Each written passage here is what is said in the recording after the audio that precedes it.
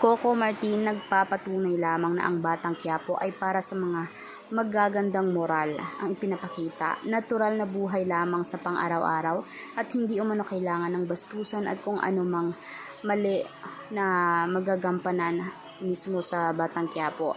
Ayaw niya ng off-cam and on-cam ay talagang bastos. Nais lamang niya ng natural, mabait at kahit anuman ay hindi sana bastos. Dahil yun talaga ang pinaka-importante dahil nga ang Batang Quiapo ay para naman talaga sa lahat, bata, matanda at kahit ano pa man. Kaya ayaw niya sana ng mga extra o ng mga artista na sobrang bastos sa likod ng kamera katulad ni Tony Fowler.